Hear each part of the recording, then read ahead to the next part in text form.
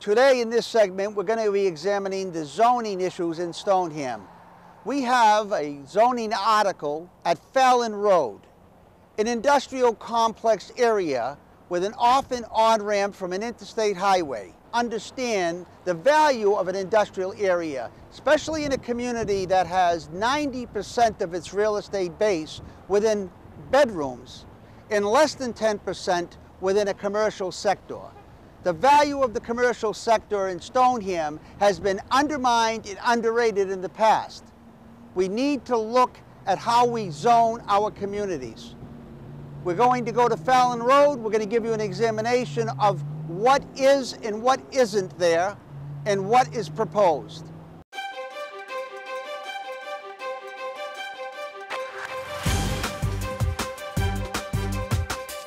In the 50s and the 60s, this one provides people. You know what you're growing, you know what you're eating.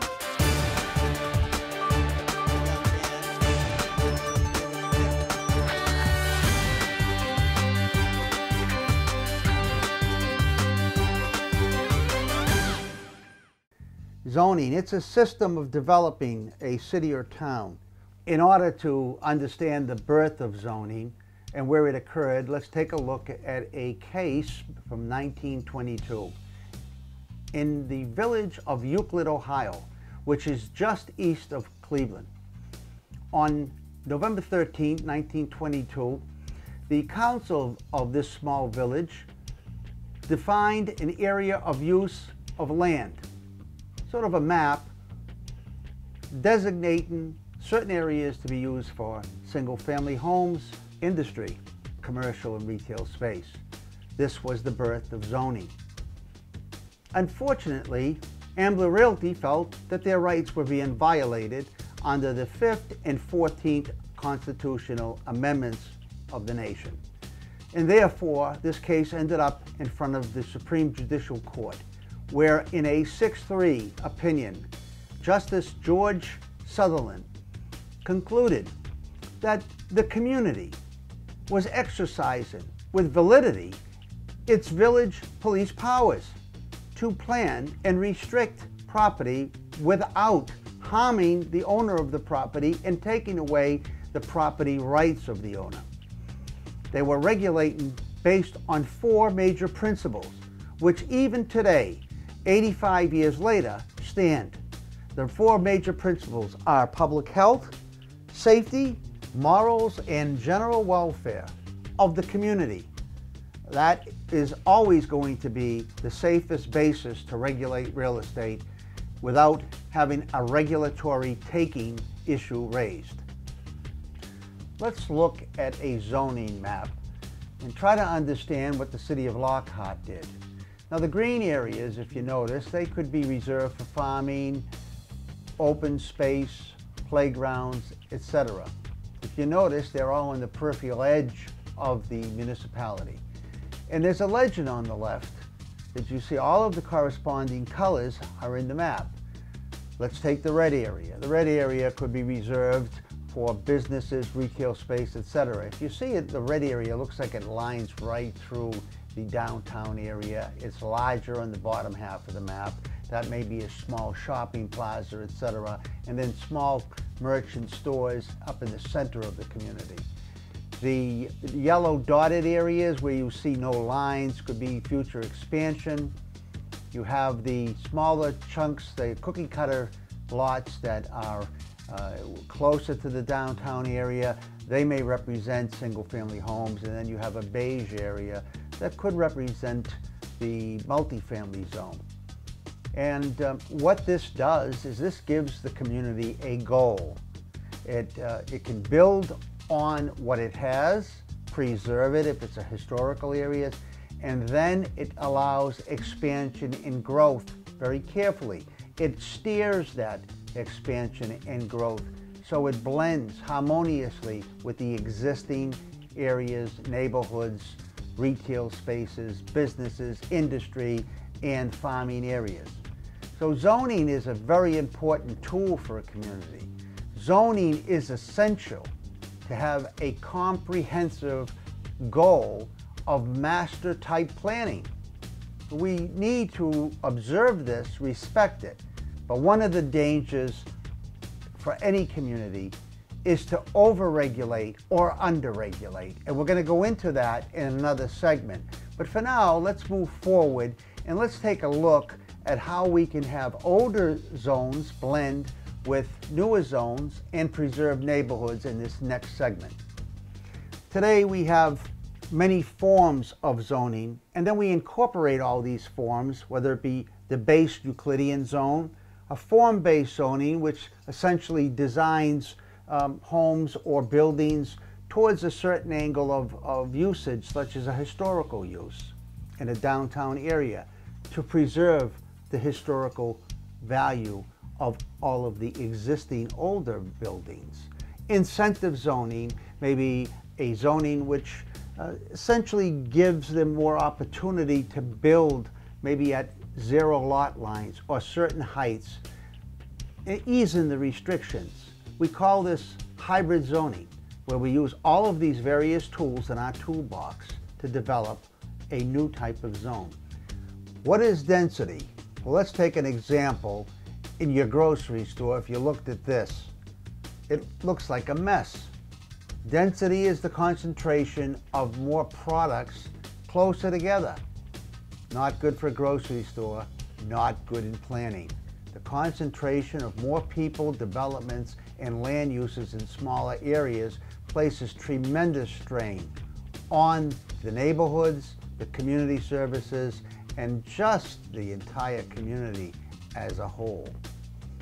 When you have high density in building, from an aerial view, this is what you see.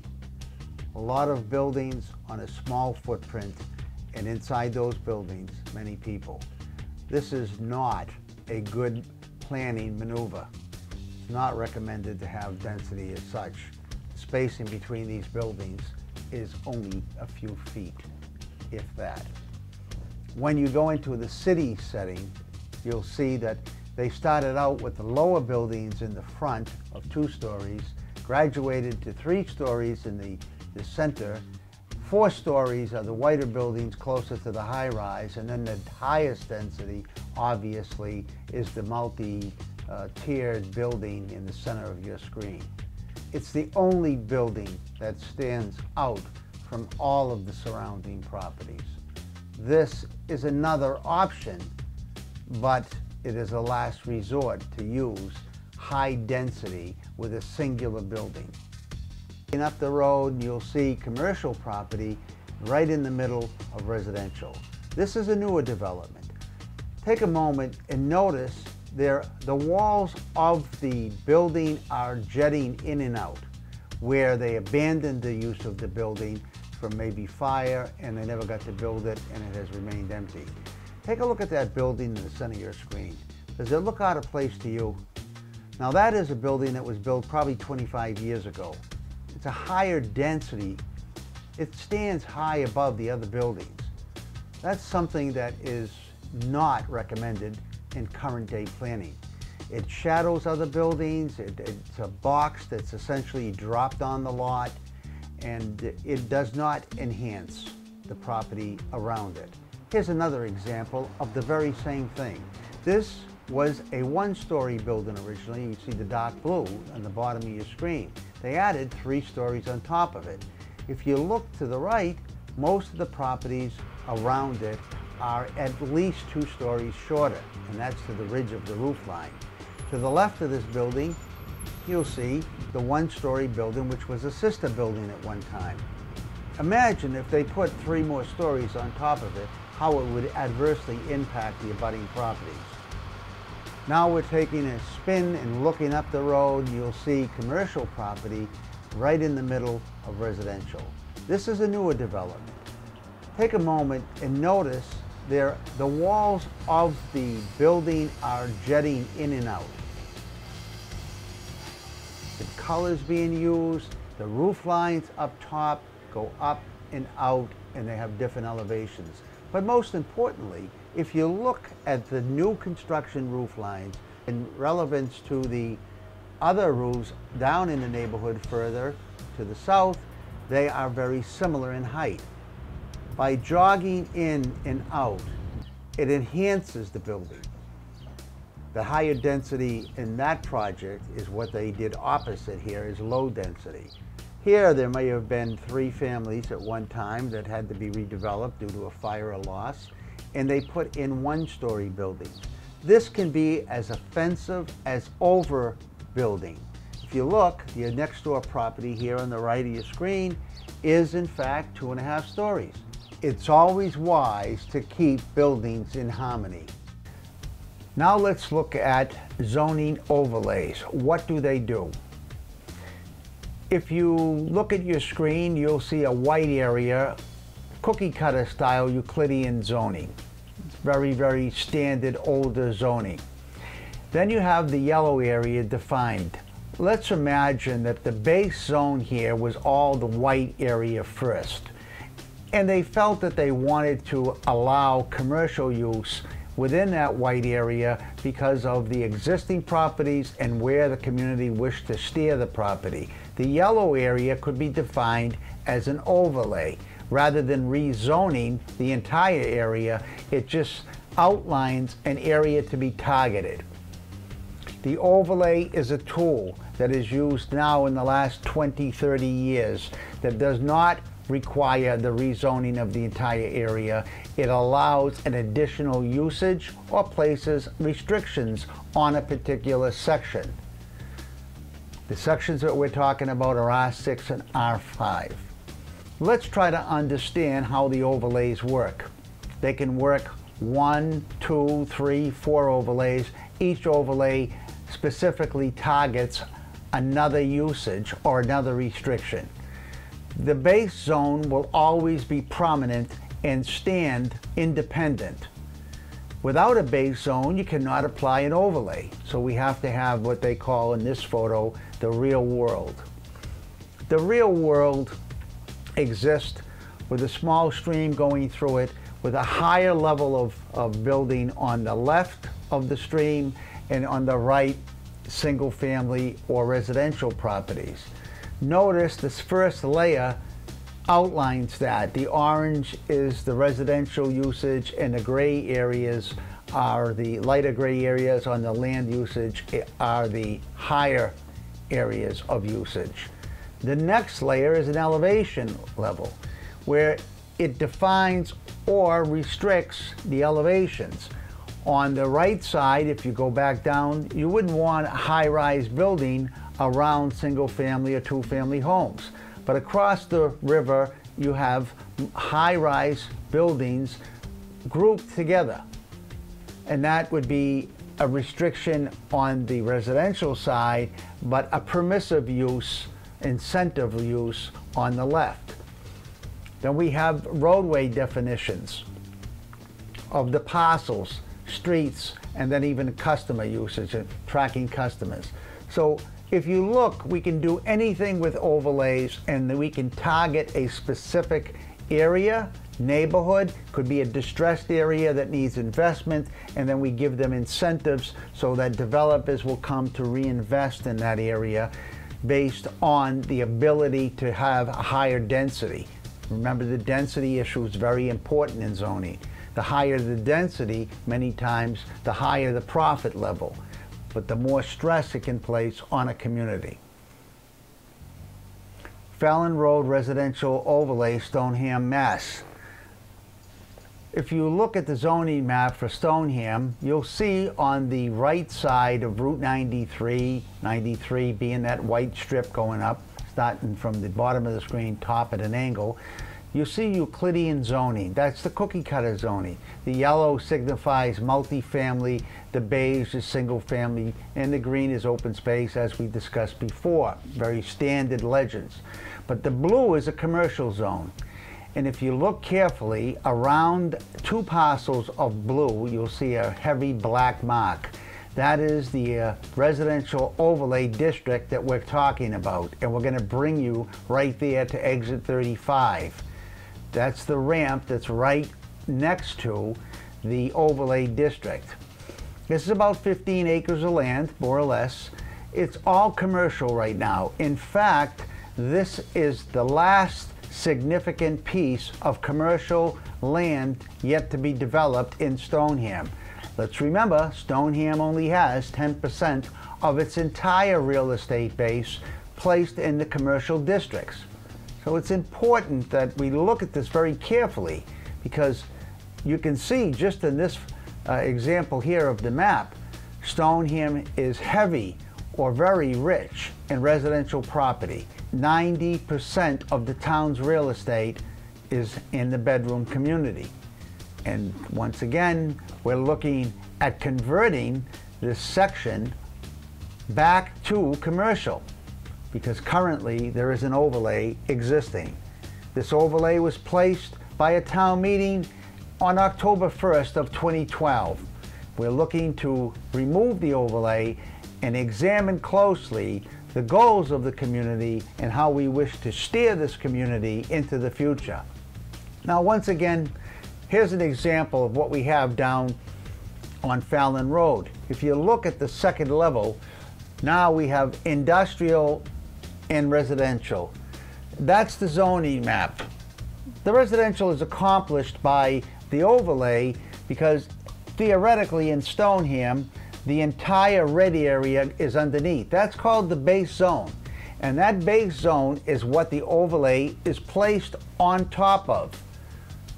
The brown zone up top is another overlay. We can say that that's, for an example, for elevations, that the lower zoning map, industrial or residential, must be kept to 40 feet, for example. So that's another restriction. This is only an example. It's not what's going on in Stoneham, but it gives you some idea of what Stoneham has done. It's severed its real estate base in that particular industrial area in two pieces. So now we're looking at a split area in Stoneham. The base map is essentially the land. We've split the industrial area in half, and we've placed a residential overlay on the left side, that 15-acre parcel. What we'd like to do is have some sort of cohesiveness in the zoning, especially that area, to divide it with an overlay of residential property directly next to an industrial area is not one of the better planning maneuvers. If you're heading south on Route 93, exit 35 is right there after Montfield Avenue. You can see it's a standard off-ramp from the northern section heading south. This accesses Melrose, Malden, Winchester, and Stoneham.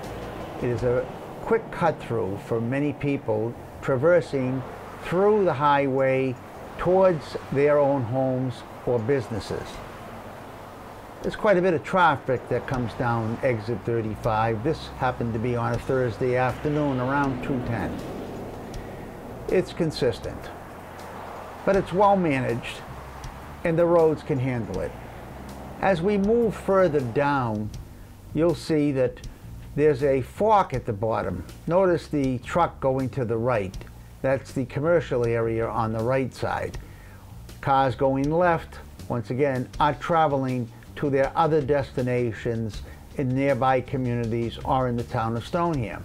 Directly in front of your screen is the old Mdc Reserve Area, which is still in existence under the DCR, Commonwealth of Massachusetts.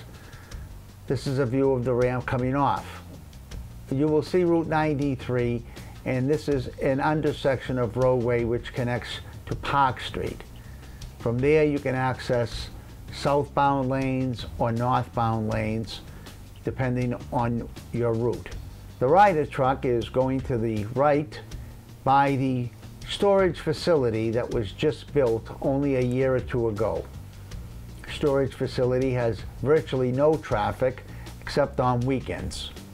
It's a dormant property. The Marjam Supply Corporation is here on this property. They occupy most of what's left of the industrial area. They supply building materials, etc. Mostly small contractors come here a vast majority of their work is done by delivery service, which they move products from here elsewhere. There's also a Ryder, a truck depot, and this is also outside the overlay, but just outside the overlay. The trucking comes and goes all day long.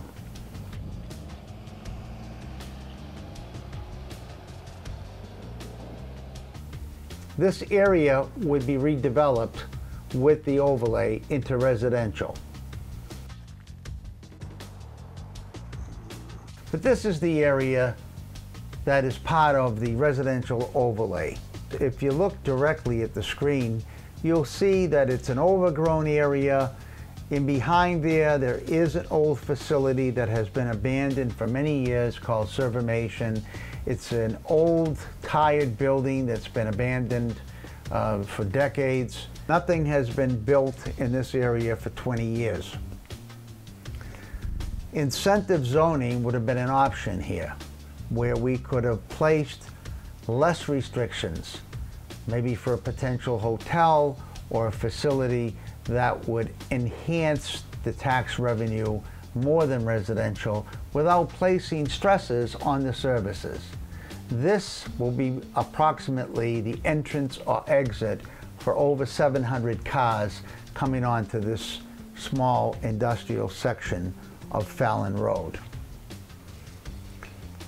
Once again, the overlay is a tool, but if it's not used properly, the tool is not effective. It can be detrimental to a community, specifically a community that has marginally built its industrial or commercial base.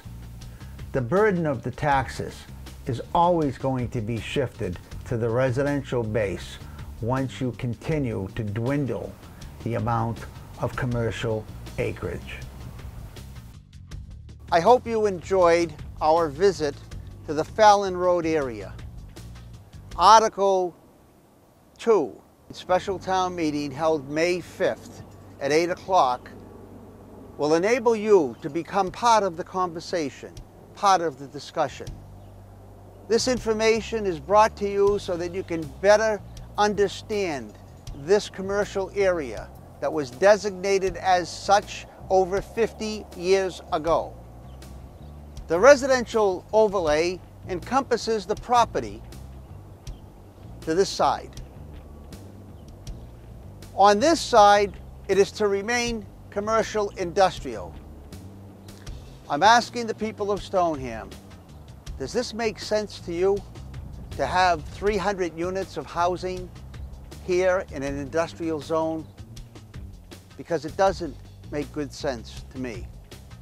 And as a footnote, to those of you who recognize that there's a hostile comprehensive permit being applied for in Franklin Street at the old Weiss Farm,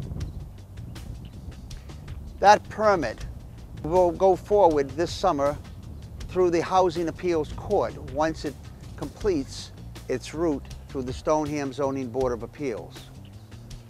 This complex of over 300 units gave the town of Stoneham no affordable housing units. That, to me, was a lose-lose situation for the town of Stoneham, because what it shows is that we have no interest in providing housing of the affordable type. We could have had maybe 70 units here. It would have helped us. And that might have been a fair trade-off for allowing this zone to evolve over the next 10, 15, or 20 years. But the town of Stoneham was shortchanged in this deal. We got absolutely nothing, and we will be providing inevitably for the next 100 years to this facility and others services. And the stress is going to be placed on our services over the next 100 years is worth a lot more than the value of having a facility such as this for taxes. My opinion is, think about leaving this industrial. Industrial commercial property pays 38% more per thousand than residential. Residential is at $12 and change, and we have a $7.53 or a 38% increase for commercial property payers. Let's think about this. The decision has to be made now, and it has to be made with strength. Because once the permit is issued to this project, I can guarantee you it will be built. I'm Paul Maisano, and I'm signing off, asking you to please attend the May 5th special meeting at 8 o'clock at the Town Hall. This is your community. Guide it the way you wish it to go. Thank you, and have a good day.